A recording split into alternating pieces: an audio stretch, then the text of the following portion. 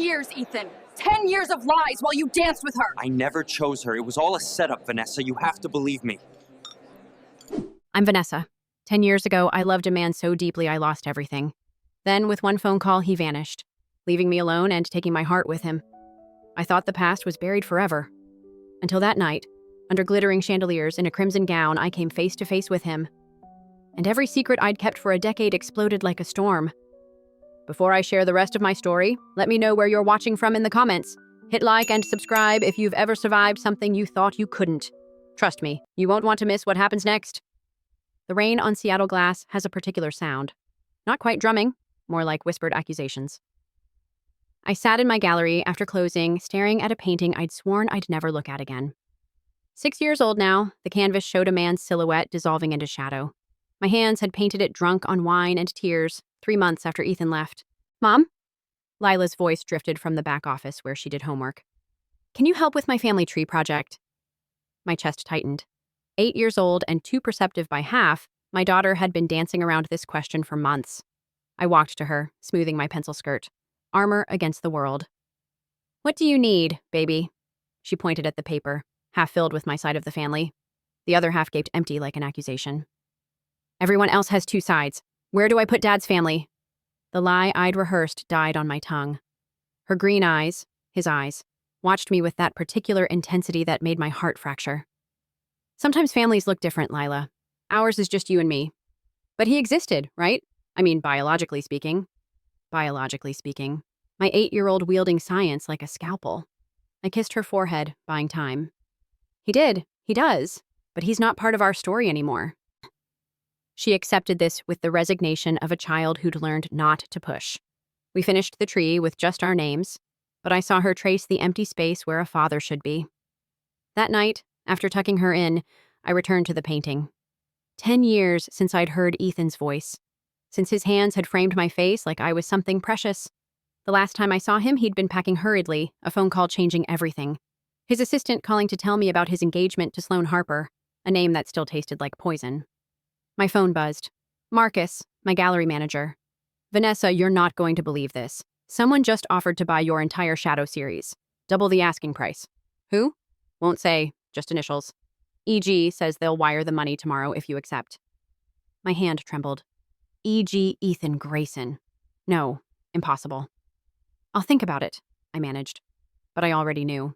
The past wasn't done with me. Seattle rain whispered against the windows, and somewhere in the city, a ghost was stirring. The next morning brought unexpected opportunity. An invitation to showcase at the Morrison Gallery in New York. The big leagues. I should have been ecstatic, but those initials haunted me. E.G. buying my pain, packaged and framed. Can we go to New York? Lila asked over breakfast, eyes bright with adventure. I've never been. I looked at my daughter, his stubborn chin, my careful heart, and made a choice that would unravel everything. Yes, we'll go to New York. Manhattan hit like a slap of concrete and ambition. Lila pressed her nose against the taxi window, drinking in skyscrapers that scraped heaven. We'd been in the city 2 days, and I'd managed to avoid thinking about Ethan living just hours away in Silicon Valley. But Manhattan was neutral ground. Safe. Mom, can we get hot dogs from a cart? Lila bounced beside me as we walked through Central Park toward the gallery. Real New York hot dogs? After the meeting, baby. She ran ahead, copper hair flying, mine in color, his in texture. I checked my phone, confirming details with the Morrison Gallery, when I heard her voice carried on wind. Mister, you look so lonely. Want to meet my mom? My blood froze. I looked up to see Lila tugging on a man's coat. Not just any man. Time had sharpened Ethan's features, added silver to his temples, but I'd know that profile anywhere. He turned, laughing at something Lila said, and our eyes met. The world tilted. Vanessa. My name on his lips after a decade. Not a question, a statement of fact like gravity. Lila looked between us, too clever by half. You know my mom? I reached for my daughter, pulling her against me. We need to go. Wait. Ethan's voice, rougher now. Please, just wait. But I was already moving, Lila's hand in mine. She twisted to look back. Bye, sad mister. Vanessa, he called after us, but I didn't stop. Couldn't stop. My heels clicked a frantic rhythm on pavement. Mom, why are we running? We're not running. We're late.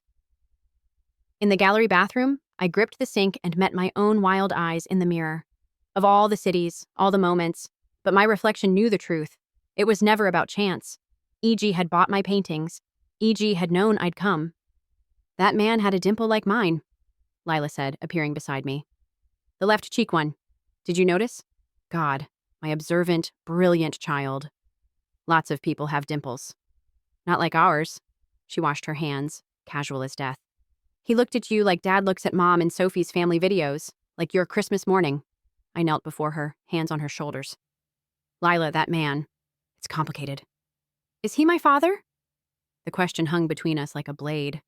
Outside, New York churned on, oblivious to my world cracking open. I don't know, I lied. But she saw through me, as always. You're scared of him. No, baby. I'm scared of things changing. She considered this with the gravity of a child forced to grow up careful. Sometimes change is good. Ms. Rodriguez says butterflies have to break everything they were to become what they're meant to be. From the mouths of babes. I hugged her tight, smelling her strawberry shampoo, feeling her heart beat against mine. When we emerged, the gallery meeting went well, but I moved through it like a ghost. Ethan was in New York. Ethan had seen Lila. The dam I'd built so carefully had its first crack. I spent 3 days pretending New York hadn't shifted under my feet. The Morrison Gallery wanted a full exhibition. 30 pieces by spring. Success should have tasted sweeter, but I kept seeing Ethan's face when he'd looked at Lila. Recognition dawning like a terrible sunrise. Mom, the sad mister is here. I looked up from my laptop in our hotel suite. Lila stood by the window, peering down at the street. My coffee cup rattled against the saucer. Don't be silly, baby. New York has millions of people. No, it's him. He's just standing there. He's been there for an hour. I joined her at the window. 15 floors down, a figure in a black coat stood motionless on the sidewalk. Even from this height, I knew the set of those shoulders. Can we invite him in? He looks cold. No. But Mom, I said no. She retreated to her sketchpad, but I felt her disappointment like a weight. That evening, we attended the gallery opening. I'd dressed carefully. Black dress, armor of sophistication. Lila wore her favorite purple dress, the one that made her feel grown up. We'd been there an hour when the crowd parted like the Red Sea. Ethan walked through, and this time there was no running. He moved with the confidence of a man who'd bent the world to his will, but his eyes held something raw when they found mine. Hello, Vanessa. Then, softer, to Lila. Hello again. Hi, sad mister. She looked at me. What should I call you? Ethan is fine. He crouched to her level. I like your dress. Purple's a good color. It's actually periwinkle. She said it seriously, and his mouth quirked, the same way hers did when correcting me. Are you here for Mom's art? I've always been a fan of your mother's work. I found my voice. Lila, why don't you go look at the sculpture garden with Ms. Morrison? She looked between us, too knowing. Adult conversation time? Something like that. When we were alone, the air crackled. 10 years collapsed into nothing. I could still map every line of his face, still knew the exact shade of his eyes in gallery lighting. She's mine. Not a question. She's mine, I corrected. I raised her. I held her through fevers and nightmares and first days of school. You forfeited any claim when you chose Sloane Harper. His face twisted. I never chose Sloane. What are you talking about? Your assistant called the night you left. Said you were engaged, moving to California, starting fresh. The words tasted like old poison. Message received. Vanessa. He stepped closer. I never had an assistant. I was coming to propose to you that night. The gallery spun. Don't. I have the ring. Still. Carried it for 10 years like an idiot, hoping... He pulled out his wallet, and there it was. A simple solitaire. Exactly what I'd dreamed of once. I got a call that night saying my father had a heart attack. I left a note, tried calling. When I came back 3 days later, you were gone. Moved out. Phone disconnected. I never got a note. I slipped it under your door. But I remembered. Mrs. Chen, our landlord, painting the hallways that week. The chemical smell. The workers everywhere. Oh, God! We stared at each other across a decade of miscommunication. Someone called me, I whispered. A woman. Said she was your assistant. Described you, new details. Said you were sorry, but you'd found someone more suitable for your future. Ethan's face darkened. Sloane. The name dropped between us like a stone. Sloane Harper. Tech heiress. The woman who'd wanted Ethan since college. Who'd later become my professional rival, though I'd never understood why she seemed to hate me personally. 10 years, I breathed. We lost 10 years because of a lie. And I missed. His voice broke. I missed everything. First words, first steps, first day of school. Tears burned my eyes, but I wouldn't cry. Not here. Not for him. You can't just walk back in. She doesn't even know who you are. Then let me earn it. Let me try. Lila appeared at my elbow, Miss Morrison trailing behind. Mom, are you okay? You look like you're going to cry. I smoothed her hair. I'm fine, baby. She looked at Ethan. Are you making my mom sad? Because if you are, you should stop. She's been sad enough. Out of the mouths of babes. Ethan knelt again. You're right. I don't want to make anyone sad. I knew your mom a long time ago. We were friends. Friends who make each other cry aren't very good friends. He smiled sadly. You're absolutely right. You're very smart. I get it from my mom. She paused. And probably my dad, but I don't know him to compare. I died 1,000 deaths in that moment. Ethan stood slowly, eyes never leaving mine. Vanessa, please, just coffee. Let me explain everything. I wanted to say no, should have said no, but Lila's hand slipped into mine and she whispered, maybe he's not sad because of you. Maybe he's sad because he misses you. Butterfly children, breaking everything to become. One coffee, I heard myself say. Tomorrow, noon coffee turned into lunch.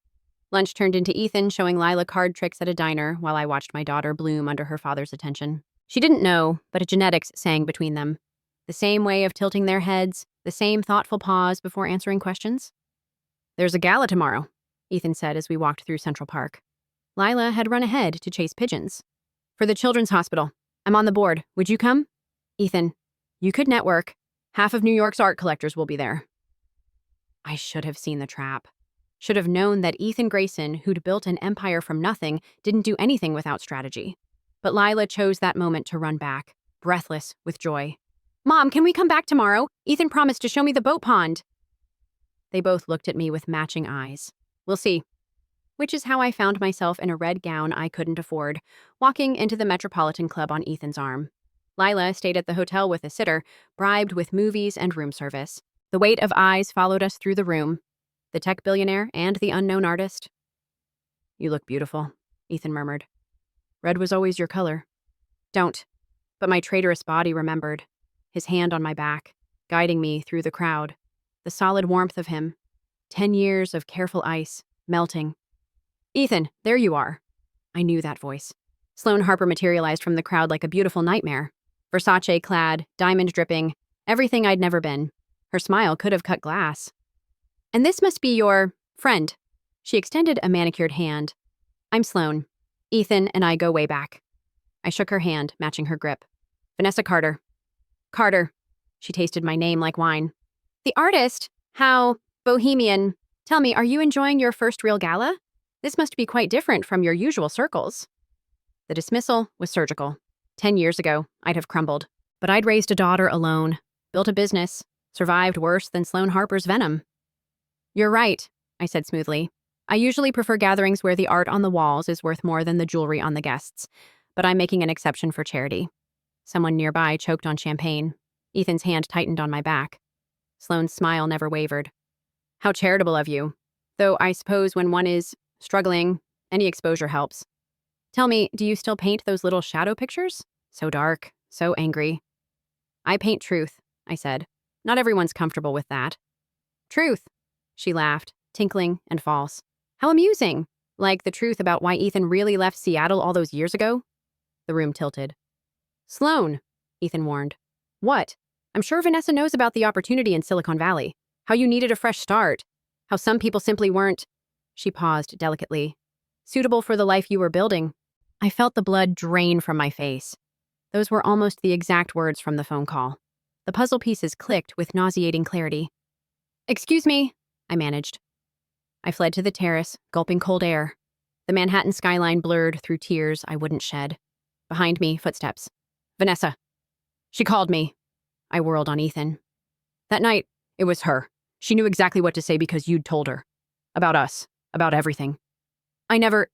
You told her enough. My voice cracked.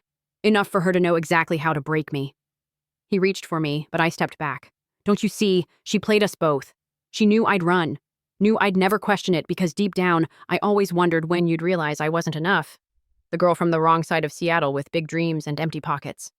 You were everything, he said roughly. Our everything. The orchestra inside began a waltz.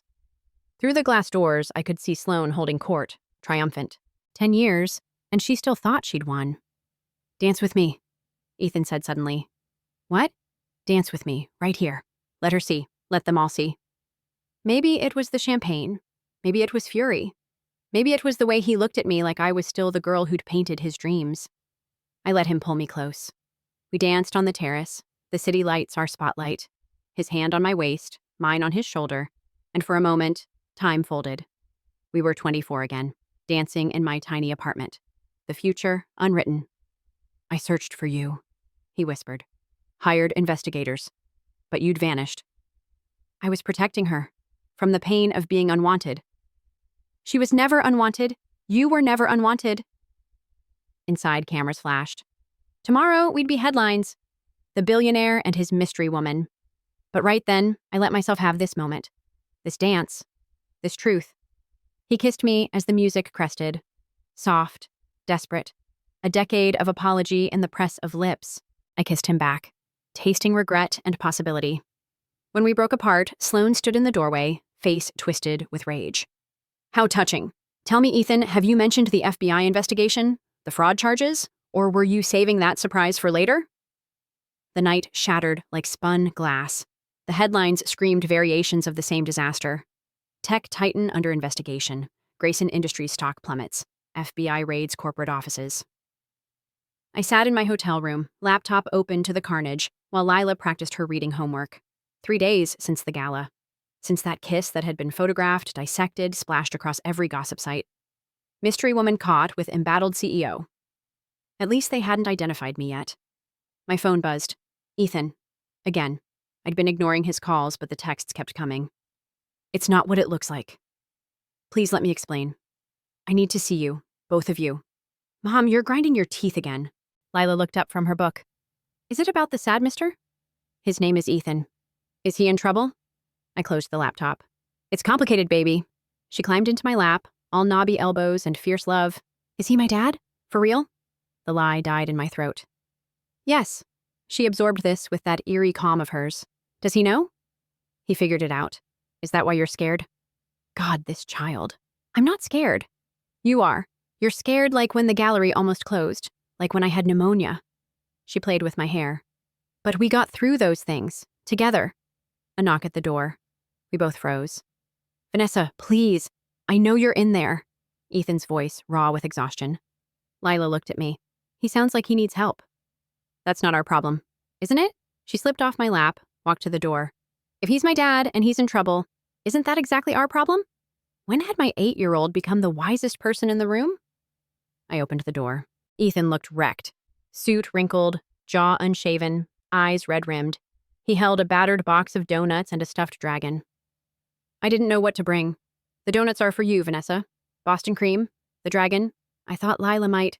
Is that for me? Lila peered around my hip. He knelt, offering the dragon. If you want it. I wasn't sure what you liked. She took it solemnly, examining the purple scales. I like dragons. They're strong and protect their families. A pause. Are you my father? He looked at me, asking permission. I nodded. Yes, he said simply. I'm your father, and I'm very sorry I haven't been here. Why weren't you? Because sometimes adults make mistakes, big ones, and by the time we realize it, we don't know how to fix them. She considered this. Mom says the best way to fix mistakes is to start where you are and do better. Your mom is very wise. She is. Lila hugged the dragon. Are you going to jail? Trust my daughter to cut to the heart. Ethan's face crumpled. I don't know. I hope not. Mom, Lila said firmly, we should help him. Lila, he's family. We help family. From the mouths of babes. I stepped aside, let him in. He sat on the couch like he might break it, or it might break him. Talk, I said. So he did. The investigation, triggered by anonymous tips about embezzlement, forensic accountants crawling through 10 years of records, board members fleeing like rats, stock price in freefall. The FBI thinks I've been siphoning money to offshore accounts. Hundreds of millions, supposedly. But Vanessa, I've never... He scrubbed his face. Someone's been planning this for years. Planted evidence, forged signatures, and now... Sloane, I said flatly. She denies everything. Has alibis, documentation. She's actually offering to buy my shares at 10 cents on the dollar. Merciful, she calls it. Lila climbed onto the couch beside him, still clutching her dragon. Are you scared? Terrified, he admitted. She patted his hand. It's okay to be scared. Mom says courage isn't about not being scared. It's about doing what's right anyway. He looked at me over her head, eyes wet. I missed everything. First words, first day of school. And now, when I finally find you both, I might lose you again. You won't lose us, Lila said firmly. Right, Mom? They both looked at me. My daughter with her father's eyes, her father with our daughter's hope. The smart thing would be to run. Protect Lila from the scandal, the uncertainty. But I thought about 10 years of running. 10 years of lies. 10 years of Lila asking why she didn't have a dad in her family tree. If we're doing this, I said slowly, we do it together. No more lies, no more running. Vanessa. But if you're lying to me about any of this, I'll disappear so completely you'll think we were a dream. I'm not lying. He pulled out his phone, showed me document after document. My lawyers say someone with inside knowledge did this. Someone who knew our systems, our vulnerabilities. I thought about Sloane at the gala. Her perfect timing, her vicious smile. Then we fight, I said. Together. Lila whooped, launching herself at me. Family hug! And somehow, in that hotel room, with the world falling apart outside, we became something new. Not the family we should have been, but the family we were choosing to be. The war room was a borrowed conference space in Janelle's husband's law firm. My best friend had flown in from Seattle the moment I called, arriving with coffee, rage, and a plan. So, let me get this straight, Janelle paced, her heels clicking doom. This bitch stole 10 years of your life and now she's trying to steal his company? Language, I warned, glancing at Lila, who was doing homework in the corner. This witch, Janelle amended. Better? From across the table, Ethan's lawyer, David Chen, spread out documents. Ms. Harper's been slowly acquiring shares through shell companies. If this fraud charge sticks, she'll have enough leverage to force a takeover. But he didn't do it, I said. David's look was pitying. Proving that is harder than you think. The forensic evidence is sophisticated. Whoever did this knew exactly how to make it look real. The door burst open. Adrian Cole walked in like he owned the place, which, technically, his family did. Janelle's ex-fiancé, the man who'd broken her heart 5 years ago. He looked like a magazine ad for corporate sharks. Adrian? Janelle went rigid. What are you doing here? Heard you were in town. Thought I'd offer my services. He smirked at Ethan. You're going to need them. The FBI has quite a file. We don't need your help, I said coldly.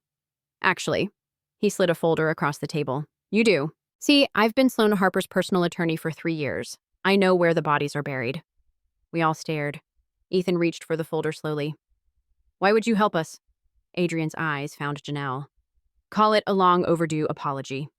The folder contained dynamite. Email chains between Sloane and someone called Only M, plans to discredit Ethan, dating back 8 years. Financial transfers to offshore accounts, the same ones Ethan was accused of using. This is it, David breathed. This could prove conspiracy. There's more, Adrian said, but I need something in return. Here it came, the catch. What? Ethan asked. Immunity from prosecution and, he looked at Janelle. 5 minutes to explain why I did what I did. Not interested, Janelle snapped. Jan, I touched her hand. We need this. She glared at me, then at Adrian. Fine, 5 minutes, after we save Ethan. Adrian pulled out his laptop. The FBI raid is scheduled for tomorrow morning. They're planning to arrest you at your office, maximum media coverage. But if we file these documents tonight, it'll throw doubt on their case, David finished. Buy us time. We worked through the night. Lila fell asleep on the couch, Dragon clutched tight.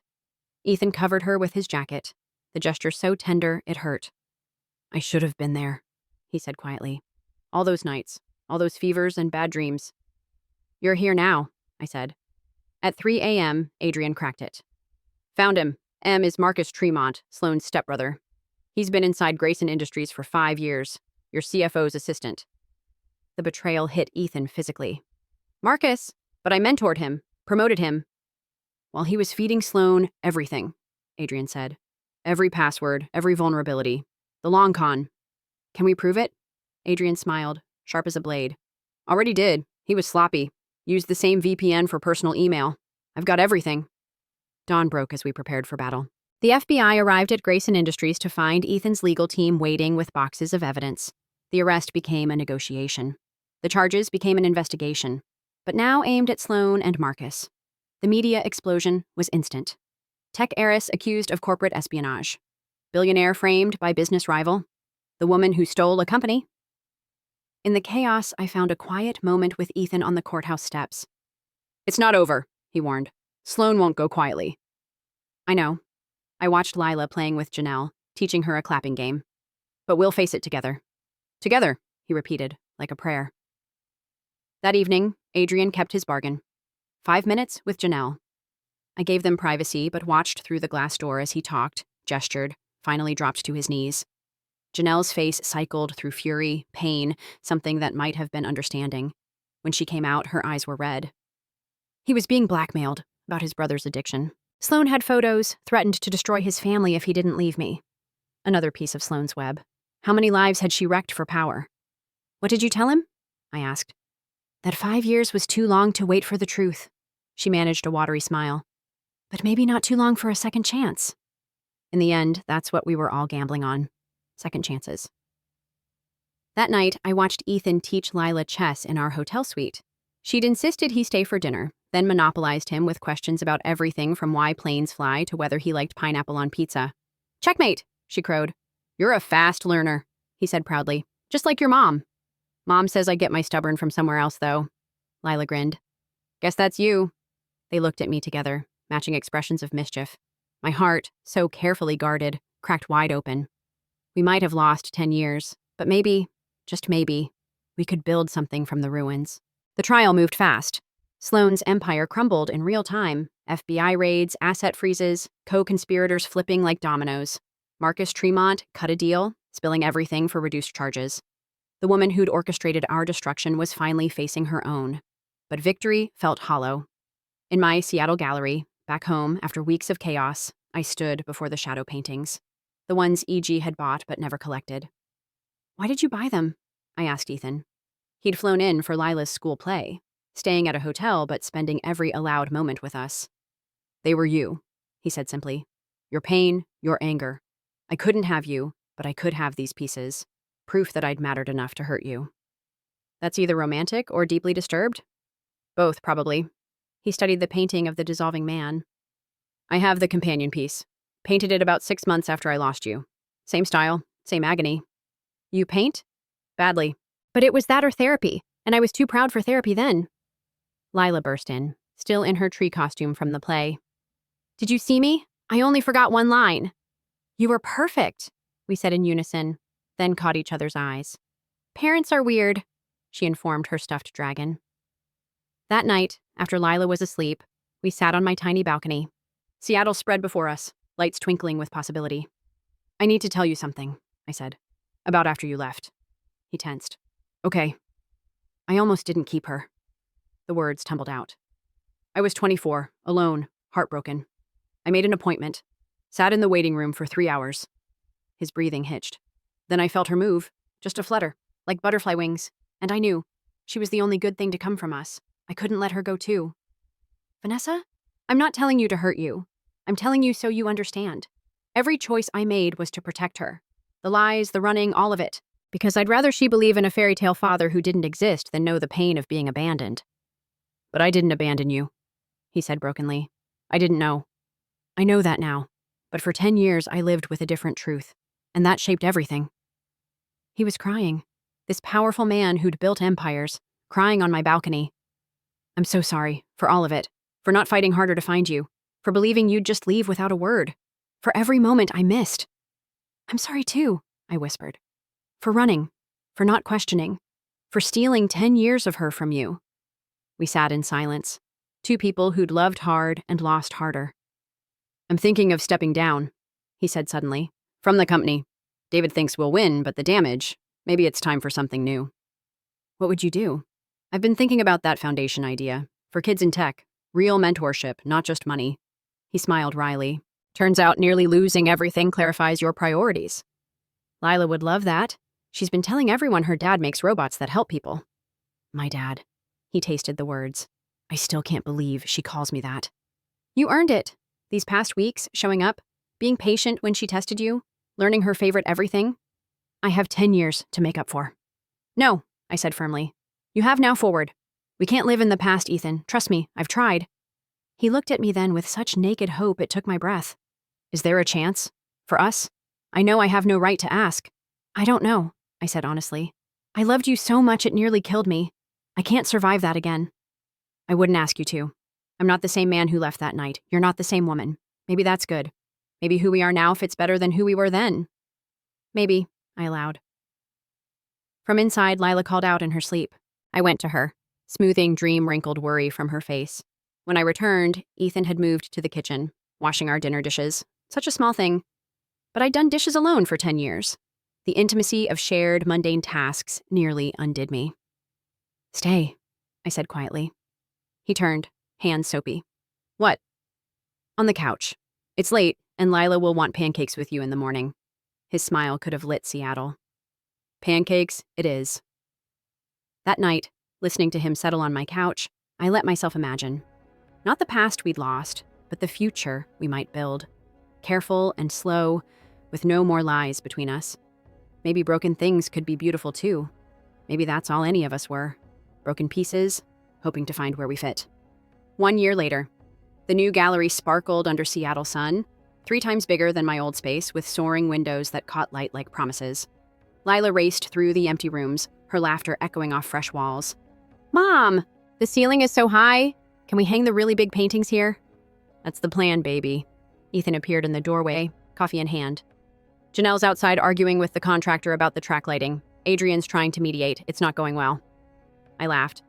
Janelle and Adrian's reconciliation had been as dramatic as their breakup, complete with public arguments, grand gestures, and a proposal via flash mob that had gone viral. Their wedding was next month, with Lila as flower girl. Let them fight. They'll make up by lunch. He handed me the coffee. Oat milk, 2 sugars, exactly right. These small knowings, rebuilt day by day. The forensics team sent the final report, he said carefully. Sloan got 15 years. Marcus, 5. The others, various deals. I nodded. The trial's end had been anticlimactic. Sloan in orange, looking smaller without her armor of designer clothes. She'd stared at me throughout sentencing, but I'd felt nothing. Not forgiveness, not hatred. Just done. How's the foundation? I changed the subject. His face lit up. 23 schools signed up for the program. Lila's already designing the logo. She wants purple dragons incorporated somehow. Of course she does. Speaking of which, he pulled out a small box. My heart stopped. Ethan, it's not what you think. Open it.